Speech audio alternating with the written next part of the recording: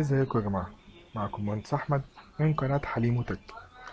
النهاردة جايين بنتكلم في مشكلة بيعاني منها ناس كتير قوي، ودي بتسبب وبتأثر على الويندوز وبتأثر في نفس الوقت على سرعة التصفح اللي احنا بنعملها على الإنترنت أو سرعة الجهاز نفسه معانا.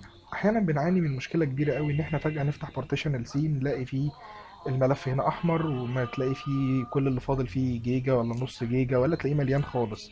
تعال بقى النهاردة أقولك على طريقة سحرية بتفضي بيها ملفات السي خالص. الطريقة هي كالتالي، هنتبع الخطوات التالية.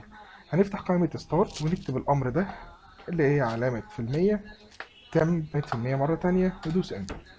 هيفتح لك هنا ملفات. الملفات دي يا شباب عشان بس تكونوا برضو عارفين، دي عبارة عن ملفات كاش. ملفات كاش يعني إيه؟ يعني انا مثلا لو فاتح برنامج الضغط مثلا، وفاتح ملف منه وفاتحه ودوست على ملف التشغيل بتاعه كليكتين شمال، الملفات دي كلها بتترندر على الميموري، على الرامات، وبتنزل في ملفات التمب هنا في الجهاز. طيب هل الملفات دي بيكون ليها لازمه؟ لا خالص، الملفات دي ما بيكونش ليها لازمه مجرد ما انت بتسطب البرنامج اللي انت عايز تسطبه او ايا كان انت عايز تسطبه ايه، او في حاجه انت بتفك ضغطها، فكله بيرمي هنا في الاخر. فالافضل ليك ان انت بتفضي المساحه. طب تعالوا نحسب مثلا نشوف المساحه دي قد ايه. ادي مثلا انا عندي هنا 420 ميجا، دول موجودين عندي على الجهاز وما لهمش اي لازمه. يعني دول مجرد ان انا همسحهم هيفضوا لي طبعا مساحه كبيره في السي اللي هي 400 ميجا. طبعا هي بتختلف، طبعا ممكن تختلف عندك في الجهاز تبقى جيجا 2 جيجا، على حسب المساحه او على حسب الشغل اللي انت بتشتغله. كل اللي علينا هنعمل كنترول ايه ونعمل شيفت ديليت عشان نمسحهم خالص، وهنقول له هنا كونتينيو. في بعض الملفات ممكن ما تتمسحش معانا، زي اللي بيقول لي عليها تراي اجين، عادي هدوس عليها سكيب ومش مشكله. الملفات دي هتلاقيها حاجات بعد كده صغيره جدا ملهاش اي لازمه اصلا، فمش هتفرق معاك في مساحه. المهم ان احنا بنمسح اكبر عدد كم ممكن من الملفات. طيب في حاجه تاني، في حاجه تاني. طيب هنعمل فيها ايه؟ هنفتح برضو قائمه ستارت ونكتب تم. وتم دي المره دي هنعمل حاجه اسمها ديليت كوكيز اند تمبرري فايلز.